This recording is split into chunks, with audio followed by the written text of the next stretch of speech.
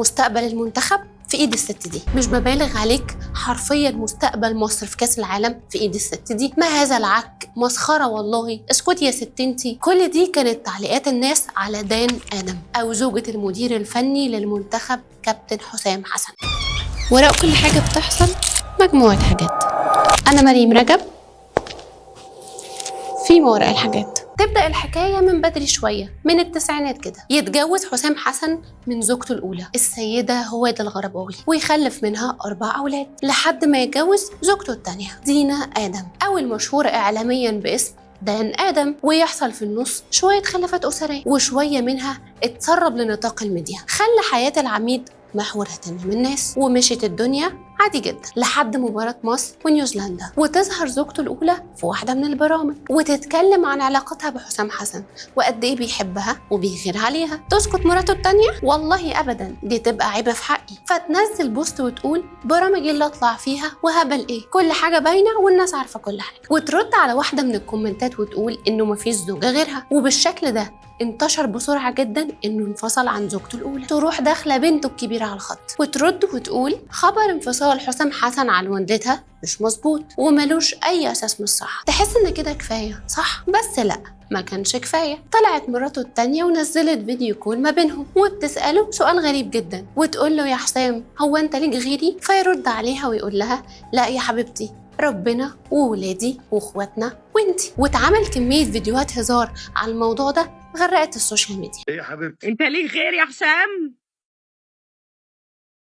يعني بعد ربنا وانتي والولاد، وطبعا بقول لاخواتي الكبار اللي هم بيدعوا لنا مبروك ليكم والشعب المصري كله. هل بقى احنا جايين نتكلم عن كل ده واصلا ده مهم؟ الحقيقه المهم هنا ان ده مؤثر جدا جدا على مستقبل منتخب مصر، وخصوصا في مرحله مهمه زي كاس العالم. الخلافات الاسريه اللي بقت على السوشيال ميديا دي بتعمل ضغط كبير جدا على اي بني ادم، وخصوصا الرياضيين نفسهم. ومش هنروح بعيد وهقول لك انك اكيد فاكر في 2009 لما محمد زيدان خطب الفنانه مي عز الدين، وبسبب مشكلته مع زوجته الدنماركيه وقتها فسخ خطوبته. وكانت الازمه دي سبب كبير جدا في تراجع مستواه، وخصوصا ان ده كان في وقت احترافه. ومش بس اللعيبه العرب، اكيد فاكر بيكيه لاعب برشلونه الكبير وأزمته مع شاكيرا اللي هددت حرفيا مستقبله وسوقت سمعته. في دراسات كتيرة جدا اتعملت على تأثير الخلافات وخصوصا عن الرياضيين وأدائهم، وقالت الدراسة دي إن الاستقرار ده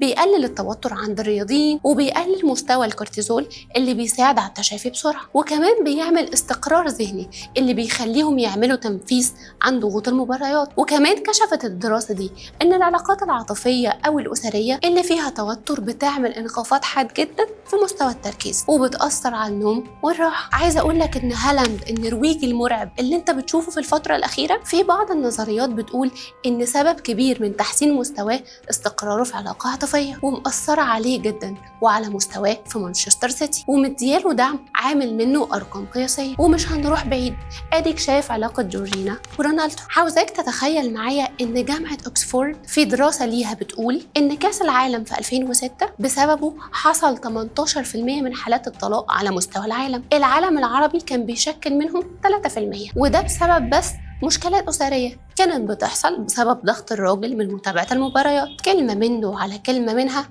انت طالق. كل ده وبقول لك انه بيتابع. تخيل بقى لو كان بيدرب المنتخب. حسام حسن في النهاية بشر وبيتأثر ومحطوط عليه ضغط كبير جدا، وده من غير ما يكون عنده مشاكل أسرية أصلا. هو الراجل أصلا مضغوط. الأزمة الحقيقية إن زوجته التانية حطته برضه في ضغط أكبر لما طلعت في واحدة من التصريحات بتقول فيها إنه بيحكي لها عن كل التفاصيل، حتى إنها عارفة اللي بيحصل في أوضة اللبس، وإنه حسام حسن هدد اللعيبة وقال إنه مش هيعتمد أسامي، وإن أي حد فيهم هينزل خلال 5 دقايق مش بيلعب كويس هيقعد وينزل غيره. وهنا كانت النقطة الفاصلة، واتحركت دعاوى ضدها بتطالب انها تتوقف عن اي تصريحات تخص المنتخب، وخصوصا ان اللي قالته وين للعيبة، اللي معنى كلامها ان هم لعبوا كويس عشان تهديد حسام حسن، مش عشان عندهم شعور بالمسؤولية ولا حس وطن. ده غير ان هي بتسجل كل المكالمات بينها وبين جوزها وبتنزلها على السوشيال ميديا، واللي بيكون شكل العميد فيها مش عميد خالص. كل ده مؤثر،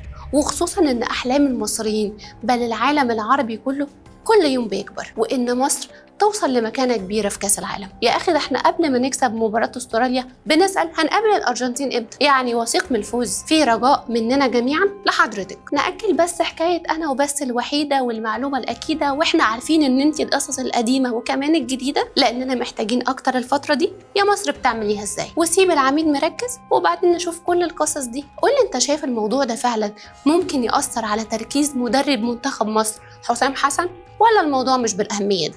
شاركني رأيك لو كنت على الفيسبوك، ولو كنت على القناة على اليوتيوب اتأكد انك عامل اشتراك في القناة. أنا مريم رجب كنت معاكم في ما وراء الحاجات.